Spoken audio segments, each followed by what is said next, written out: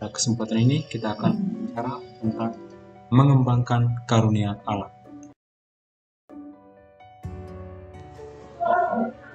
Kita buka pelajaran kita dengan doa. Dalam nama Bapa dan Putra dan Roh Kudus. Amin. Allah sumber segala sesuatu, Engkau memberikan talenta untuk kami kembangkan. Engkau memuji para hamba yang baik dan setia, yang dengan penuh tanggung jawab mengembangkan talenta yang mereka terima. Buatlah kami bersikap tanggung jawab terhadap Yesus, supaya kami ingat bahwa Ia begitu mengasihi kami, dan telah mempertaruhkan nyawanya demi kami.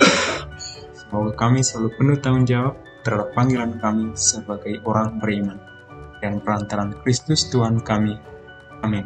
Dalam nama Bapa dan Putra dan Roh Kudus. Amin. Orang muda seringkali tidak menyadari kemampuan-kemampuan dan talenta yang ada dalam diri mereka. Di lain pihak, mereka pun sulit menerima keterbatasan-keterbatasannya. Hal ini mungkin tidak bisa dilepaskan dari pengaruh lingkungan di mana mereka diperlakukan sebagai anak-anak. Akibatnya, mereka tidak bisa mengembangkan diri secara maksimal. Dalam pembahasan ini, kita diajak untuk menyadari bahwa setiap manusia adalah unik dan diberikan kemampuan serta potensi yang berbeda-beda. Sebagai kaum beriman, patutlah kita bersyukur kepada Tuhan dengan cara mengembangkan bakat dan kemampuan dengan sebaik-baiknya. Keunggulan diri berkaitan dengan bakat dan kemampuan hendaknya tidak membuat setiap orang merasa lebih unggul dari yang lain, sehingga dapat memunculkan sikap sombong dan arogan. Demikian halnya dengan keterbatasan yang ada, tidak membuat orang menjadi rendah diri, minder, atau bahkan merasa menjadi orang yang tidak berguna. Pertanyaan untuk kita, mengapa kemampuan itu harus dikembangkan? Bagaimana caranya mengembangkan kemampuan? Berikanlah contoh-contoh kemampuan yang dimiliki oleh seseorang. Pun yang menjadi tujuan pembelajaran kita pada kesempatan ini. Pertama, melalui bercerita, peserta didik dapat menganalisis pengalaman diri sendiri selama ini dan upaya mengembangkan karunia Allah berupa talenta atau kemampuan yang dimiliki. Kedua, melalui berdiskusi, peserta didik dapat merumuskan sikap-sikap yang sering muncul dalam menghadapi kekuatan dan keterbatasan diri. Ketiga, melalui membaca, peserta didik dapat menganalisis informasi dari buku-buku atau browsing internet tentang kisah-kisah hidup orang sukses karena melalui perjuangan keras mengembangkan bakatnya dengan belajar dan bekerja. Keempat, melalui membaca kitab suci, peserta didik dapat menyimpulkan ajaran kitab suci tentang cara mengembangkan karunia Allah atau talenta. Kelima, melalui permenungan, peserta didik dapat menuliskan refleksi tentang upaya mengembangkan talenta. 6. Melalui permenungan, peserta didik dapat mengungkapkan doa syukur secara tertulis atas kemampuan dan keterbatasan yang dikaruniakan Allah. Amatilah gambar berikut ini.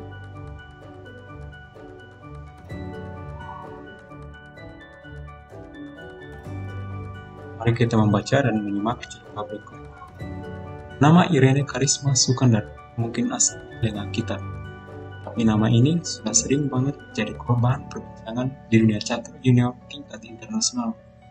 Irene Karisma Sukandar memang termasuk pendatang baru dalam olahraga Indonesia. Mengenal catur di usia 7 tahun, tepatnya pada tahun 1999 lalu, Irene telah memperlihatkan talenta yang luar biasa. Pada tahun 2001, ketika usianya baru 9 tahun, putri pasangan Singgi Heisger dan Cuci Ratna Mulia sudah berhasil meraih gelar Master Percasi MW. Setahun kemudian, dia memperoleh gelar Master Nasional Wanita MNW. 2 tahun kemudian, yakni pada tahun 2004, ketika berlangsung Olimpiade Catur di Mallorca, Spanyol, Irene mulai memperlihatkan tajinya dengan merebut gelar Master FIDE Wanita MFW. Bukan itu saja, Irene juga meraih medali perak dalam arena yang melibatkan 864 peserta dari 107 negara ini. Asal kerja keras, tak kenal lelah, dan selalu ingin maju menjadi kunci keberhasilannya. Pada ajang seleknas catur SEA Games ke-23 2005 Manila, Filipina, yang berlangsung Februari 2005 di Wisma Catur F. Sumanti, Gedung KONI DKI Tanah Abang 1, Jakarta Pusat, Irene melawan pecatur pria. Untuk mengukur sekaligus mematangkan kemampuannya, Irene oleh Eka Putra Wirya pada Maret 2005 diadu dengan pecatur putri asal Hong Kong bergelar Grandmaster Wanita (GMW), yakni Anya Sun Choke, melalui partai Dewi Tarung 6 babak di SCUA Kelapa Gading, Jakarta Utara. Dewi Tarung itu memang berakhir imbang 3-3. Namun apa yang diperlihatkan pecatur remaja putri masa depan Indonesia ini sungguh layak mendapat pujian. Bahkan Irene dipastikan dapat memenangkan duel itu jika saja ia tak melakukan kesalahan di partai terakhir. Namun Eka dapat memakluminya. Pembina olahraga terbaik pilihan wartawan olahraga Siwojaya pada tahun 1993 itu kemudian tidak ragu-ragu untuk secepatnya mengorbitkan Irene sampai menggapai gelar Grandmaster Wanita GMW pertama Indonesia. Bagaikan gayung bersambut, Irene pun telah menyatakan kesiapan sekaligus tekadnya guna mewujudkan target Eka Putra Wirya tersebut. Ada dua cita-cita besar saya. Pertama, meraih gelar Grandmaster, dan kedua, meraih juara dunia. Para pecatur yang mengidolakan Grandmaster Judith Polgar dari Hongaria ini. Irene memang bukan Judith Polgar, namun melihat bakat dan kesungguhannya dalam berlatih selama ini, impiannya menjadi juara dunia sekaligus meraih gelar Grandmaster bukan disapu jempol atau bebasan kosong. Irene bukanlah pecatur karbitan dan PB, Percasi, Persatuan Catur seluruh Indonesia, pun termasuk Eka Wirya juga tak akan mengatrol atau mengarbit prestasi anak kedua dari 3 bersaudara ini. Keberhasilannya memang imbang, hanya dan kelasnya 2 tingkat lebih tinggi dapat dijadikan acuan atau paling tidak cermin untuk melihat ini ke depan. Ya, cerita ini dikutip dari tautan yang tertera di sana.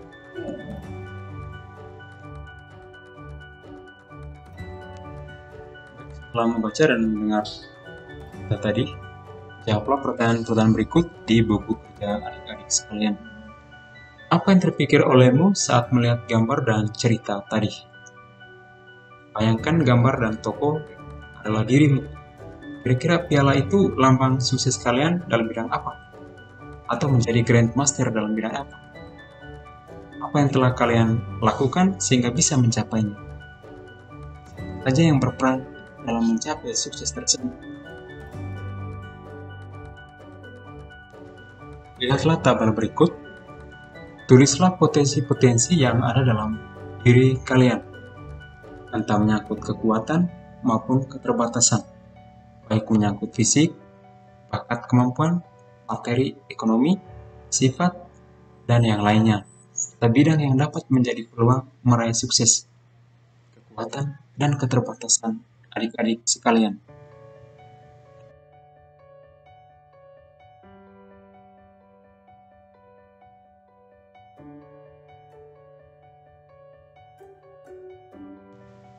Kita lihat gambar berikut. Gambar yang tertera di sana adalah gambar Lena Maria. Ungkapkanlah pesan yang menarik dari Lena Maria. Kisah Lena Maria. Lena Maria adalah seorang wanita yang tangguh. Dia terlahir dengan banyak sekali keterbatasan karena cacat fisik yang dimilikinya. Dia terlahir tanpa tangan dan kaki kirinya hanya setengah dari kaki kanannya. Tetapi dia tidak pernah menyerah dan selalu bersyukur atas semua yang dimilikinya. Dengan bekal mimpi, kemauan, dan semangat pantang menyerah, akhirnya dia bisa mengembangkan semua talenta yang dimilikinya.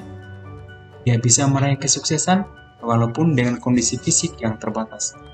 Pada usia 18 tahun, ia memecahkan rekor berenang pada kejuaraan dunia. Bakatnya pada musik juga sangat luar biasa.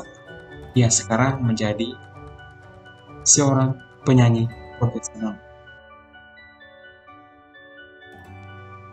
Setelah kita melihat gambar dan membaca cerita, simaklah penjelasan ini. Pada dasarnya, setiap manusia dianugerahi oleh Tuhan dengan berbagai kemampuan walaupun dengan kadar yang berbeda antara satu dengan yang lain. Orang yang pandai dalam pelajaran matematika belum tentu terampil dalam olahraga. Orang yang pandai bernyanyi belum tentu pandai juga dalam olahraga. Orang yang pandai dalam pelajaran IPA belum tentu pandai bersosialisasi dengan teman. Tidak ada orang yang pandai dan terampil dalam segala hal. Kenyataan semacam ini seharusnya menyadarkan setiap orang bahwa di satu pihak, setiap manusia mempunyai kemampuan, tetapi di lain pihak, dia mempunyai keterbatasan. Maka tugas setiap orang adalah menemukan apa yang menjadi kemampuannya, serta menemukan juga keterbatasannya. Sikap yang bijaksana dalam menghadapi kemampuan dan keterbatasan antara lain, kemampuan sebagai anugerah Tuhan, diharapkan tidak menjadikan seseorang menjadi sombong atau takabur. Kemampuan harus ditingkatkan, dilatih terus-menerus agar semakin berkembang dan dapat dijadikan andalan hidup. Sebaliknya, keterbatasan jangan sampai membuat orang minder, menganggap hidup sebagai nasib buruk dari Tuhan, atau merasa hidupnya tidak berguna. Kelemahan atau keterbatasan harus disadari dan diatasi agar tidak menjadi hambatan untuk mengembangkan diri. Banyak orang sukses justru setelah ia menyadari keterbatasannya, seperti nampak dalam kisah Lena Maria. Banyak tokoh sukses yang berasal dari keluarga miskin, tetapi kemiskinan itu menumbuhkan tekad untuk menunjukkan bahwa orang miskin pun dapat sukses. Ia tidak mau orang lain melecehkan dirinya karena miskin. Ia ingin orang lain juga menghargai dirinya sebagai pribadi yang bermartabat.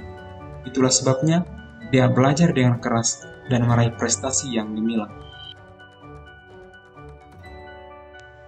Mari kita simak teks kitab suci dari Injil Matius bab 25 ayat 14 sampai 30. Sebab Allah kerajaan surga sama seperti seorang yang mau berpergian ke luar negeri, yang memanggil hamba-hambanya dan mempercayakan hartanya kepada mereka. Yang seorang diberikannya 5 talenta, yang seorang lagi 2 talenta, dan yang seorang lain lagi 1, masing-masing menurut kesanggupannya. Lalu ia berangkat. Segera pergilah hamba yang menerima 5 talenta itu. Ia menjalankan uang itu, lalu beroleh laba 5 talenta.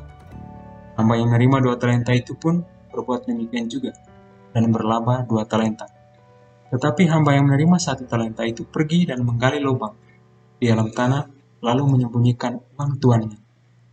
Lama sesudah itu, pulanglah tuan hamba-hamba itu, lalu mengadakan perhitungan dengan mereka.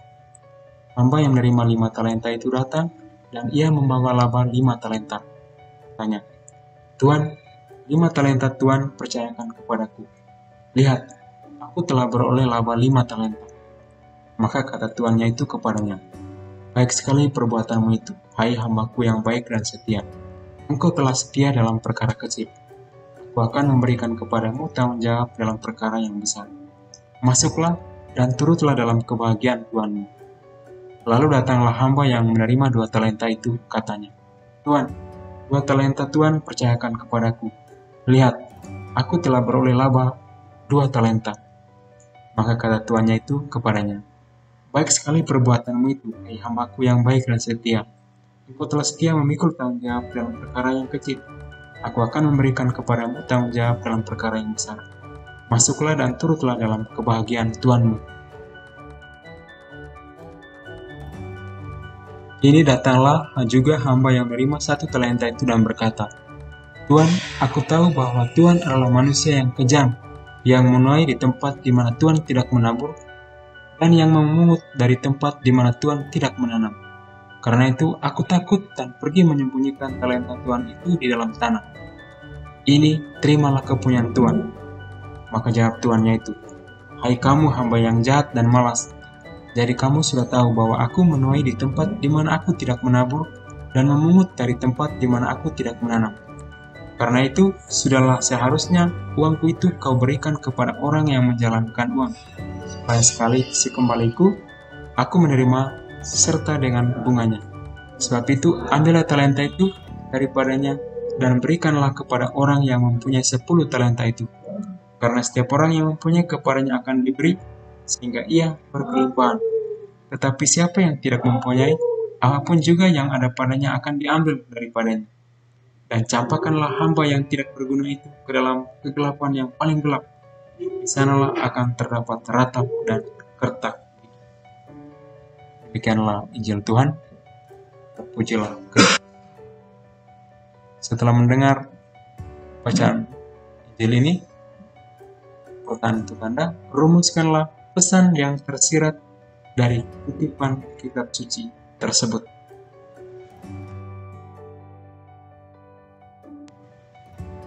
Bandingkan jawaban Anda dengan penjelasan berikut ini.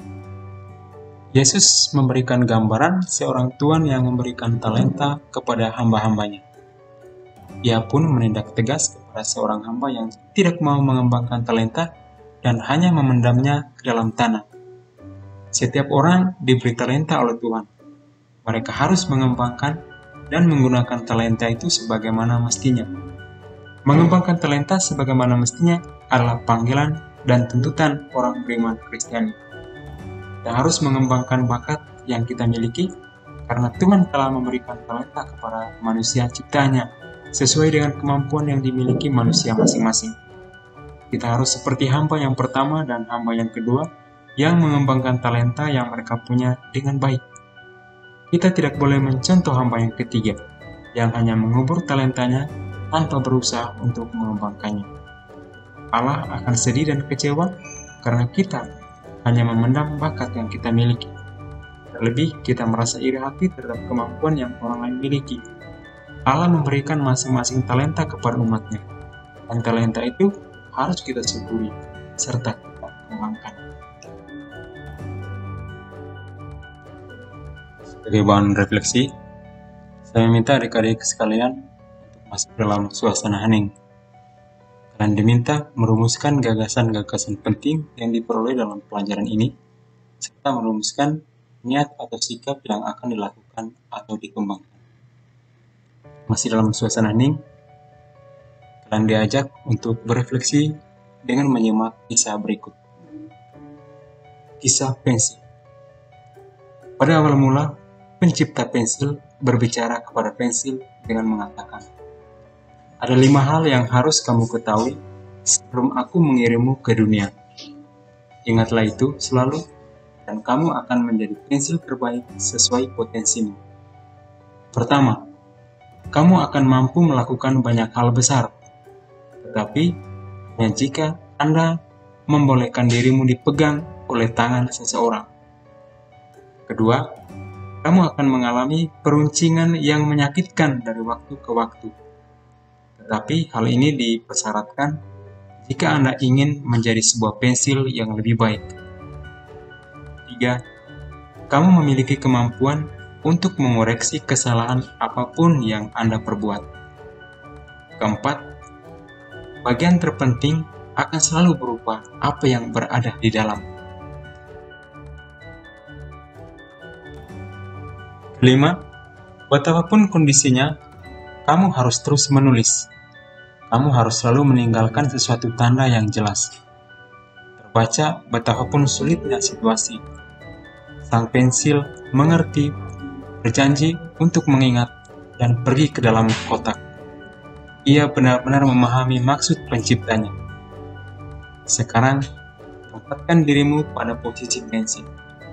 Ingatlah selalu hal itu dan jangan pernah lupa. Dan kamu akan menjadi orang terbaik sesuai dengan potensimu. 1. Kamu akan mampu melakukan banyak hal besar, tetapi hanya jika Anda membolehkan dirimu dipegang oleh tangan Tuhan. Dan biarkan orang-orang lain bertemu denganmu untuk mendapatkan pemberian yang Anda miliki. 2. Kamu akan mengalami peruncingan yang menyakitkan dari waktu ke waktu dengan menghadapi berbagai masalah. Tapi Anda akan memerlukan hal itu untuk menjadi seorang yang lebih kuat. 3. Kamu akan mampu mengoreksi berbagai kesalahan yang mungkin Anda perbuat agar bertumbuh melalui pelbagai kesalahan itu. 4. Bagian terpenting dalam dirimu selalu berupa apa yang berada di dalam.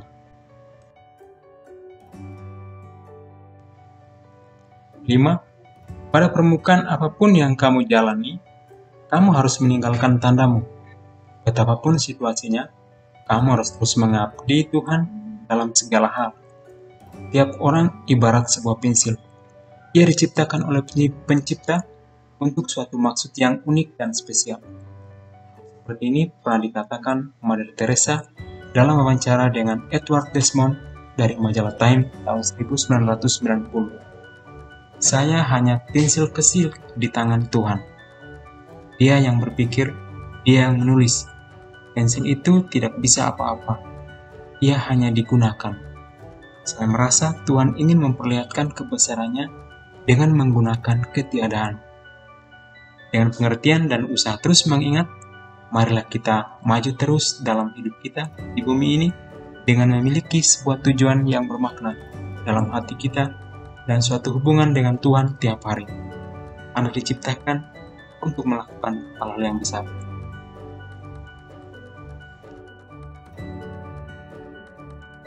Sebagai evaluasi untuk menguji pemahaman kita akan materi pelajaran kita pada hari ini, mengapa kemampuan itu harus dikembangkan?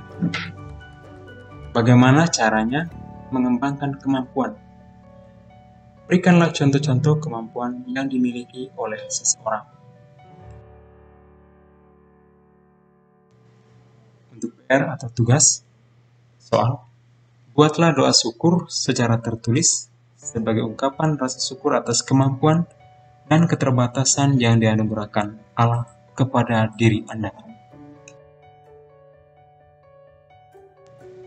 Kita tutup pelajaran kita pada kesempatan dengan membacakan Mazmur 67. Dalam nama Bapa dan Putra dan Roh Kudus. Amin. Nyanyian syukur karena segala berkat Allah. Kiranya Allah mengasihani kita dan memberkati kita. Kiranya Ia menyinari kita dengan wajah-Nya, supaya jalanmu dikenal di bumi, dan keselamatanmu di antara segala bangsa. Kiranya bangsa-bangsa bersyukur kepadamu, ya Allah. Kiranya bangsa-bangsa semuanya bersyukur kepadamu. Kiranya suku-suku bangsa bersukacita dan bersorak-sorai, sebab Engkau memerintah bangsa-bangsa dengan adil, dan menuntun suku-suku bangsa di atas bumi. Kiranya bangsa-bangsa bersyukur kepadamu, ya Allah. Kiranya bangsa-bangsa semuanya bersyukur kepadamu. Tanah telah memberi hasilnya. Allah, Allah kita, memberkati kita. Allah memberkati kita, kiranya segala ujung bumi takutkan Dia. Dan kepada Bapa dan Putra dan Roh Kudus, seperti pada permulaan, sekarang, selalu, dan sepanjang segala abad. Amin. Dalam nama Bapa, Putra, dan Roh Kudus. Amin.